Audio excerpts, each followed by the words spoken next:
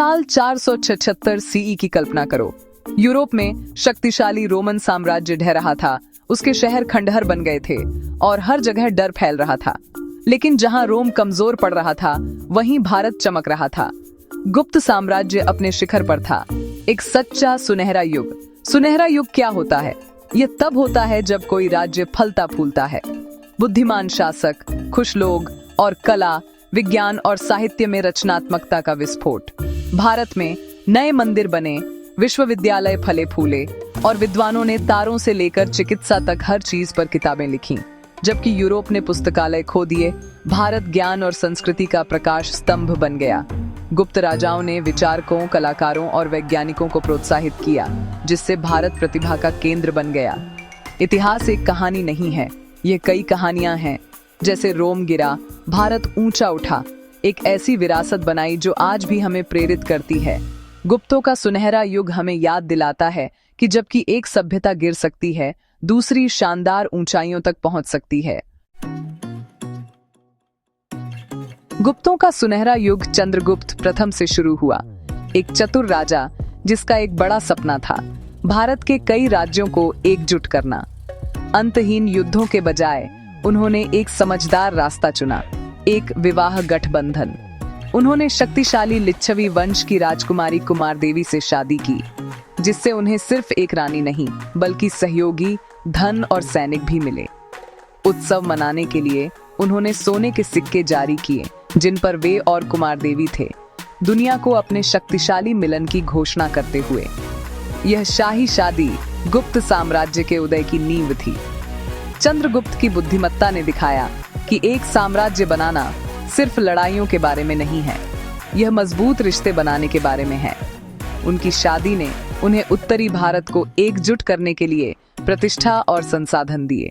उन्होंने महाराजाधिराज, महान राजाओं के राजा की उपाधि धारण की, जिससे एक नए युग की शुरुआत हुई।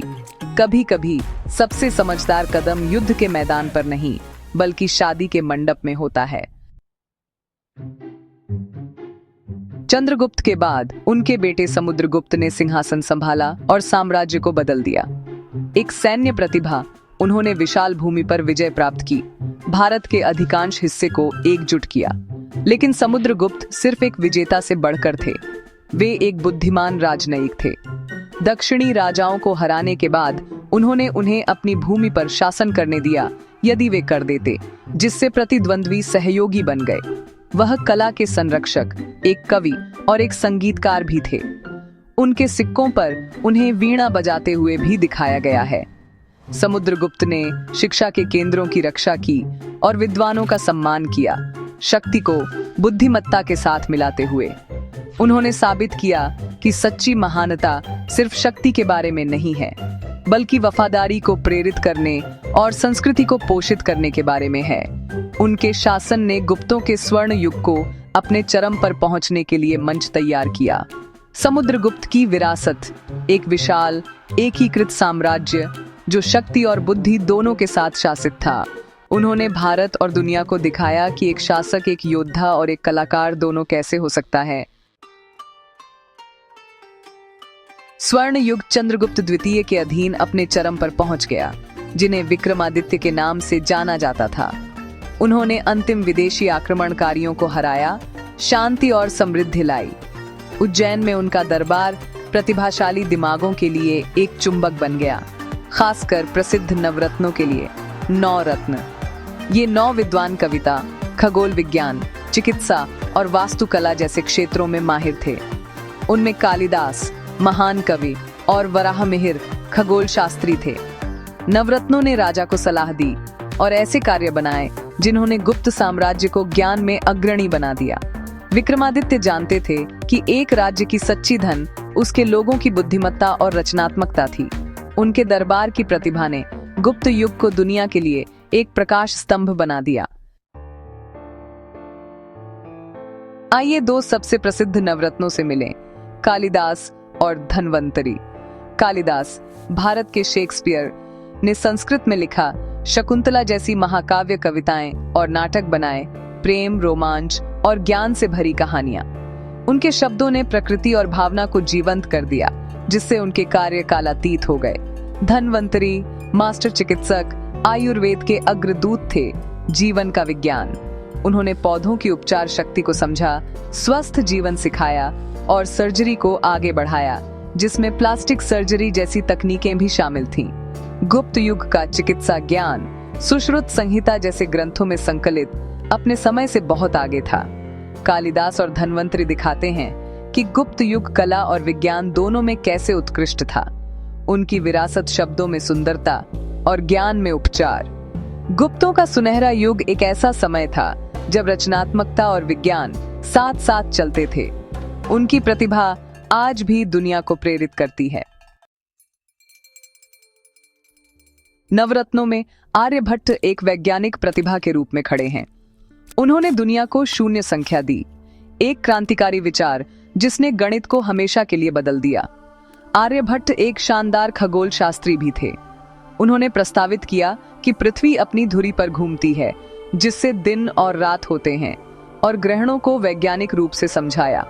उन्होंने पाई के मान की उल्लेखनीय सटीकता के साथ गणना की और अपनी खोजों को आर्यभट्टीय में लिखा। पृथ्वी और ब्रह्मांड के बारे में उनके विचार यूरोप में इसी तरह की खोजों से सदियों पहले आए थे। आर्यभट्ट का काम गुप्त युग की बौद्धिक जिज्ञासा को दर्शाता है। उन्होंने ब्रह्मांड के रहस्यों को खोलने के लिए अवलोकन और तर्क का इस्तेमाल किया। आर्यभट्ट की बदौलत हम अपनी दुनिया को नए तरीकों से गिन सकते हैं, माप सकते हैं और समझ सकते हैं। वह भारत के स्वर्ण युग के विज्ञान के सच्चे नायक हैं। गुप्त राजाओं ने सिर्फ साम्राज्य नहीं बनाए, उन्होंने नालंदा विश्वविद्यालय जैसी संस्थाएं भी बनाईं। नालंदा सीखने का एक विशाल शहर था, जिसमें पूरे एशिया से हजारों छात्र और शिक्षक थे। प्रवेश कठिन था, केवल सबसे प्रतिभाशाली ही प्रवेश परीक्षा पास कर पाते थे। छात्र बौद्ध दर्शन से लेकर चिकित्सा, गणित और कला तक सब कुछ पढ़ते थे। पुस्तकालय पौराणिक थे, जिनमें लाखों पांडुलिपियां थीं। विद्वानों ने हाथ से किताबें उतारी, जिससे ज्ञान दूर दूर तक फैल गया। चीनी यात्री ह्वेनसांग ने नालंदा के जीवंत बौद्धिक जीवन का वर्णन किया। गुप्त राजाओं द्वारा समर्थित नालंदा ज्ञान के प्रति भारत के सम्मान का प्रतीक बन गया। सदियों तक यह दुनिया की शैक्षिक राजधानी थी। नालंदा हमें याद दिलाता है कि गुप्त युग ने जिज्ञासा और बुद्धिमत्ता को कितना महत्व दिया। दिल्ली में लौह स्तंभ खड़ा है, जो गुप्त काल का एक चमत्कार है। 600 साल से भी अधिक पुराना, इसमें कभी जंग नहीं लगी। सदियों से एक वैज्ञानिक रहस्य। प्राचीन भारतीय धातु कर्मियों ने उन्नत तकनीकों का इस्तेमाल किया, एक सुरक्षात्मक परत बनाने के लिए फास्फोरस मिलाया। स्तंभ मूल रूप से राजा चंद्रगुप्त द्वितीय की जीत का सम्मान करने के लिए बनाया गया था। इसका संस्कृत शिलालेख उनकी उपलब्धियों और भक्ति की प्रशंसा करता है। लौह स्तंभ विज्ञान और प्रौद्योगिकी में गुप्त कौशल का प्रतीक है। यह दिखाता है कि उस युग के लोग अग्रणी थे, दूसरों से बहुत पहले धातु कर्म में महारत हासिल कर चुके थे। स्तंभ कला, धर्म और विज्ञान के गुप्त संतुलन का एक वसीयतनामा है। ये चुपचाप एक ऐसी सभ्यता की कहानी बताता है जो अपने समय से बहुत आगे थी। स्वर्ण युग, प्रश्नोत्तरी का समय।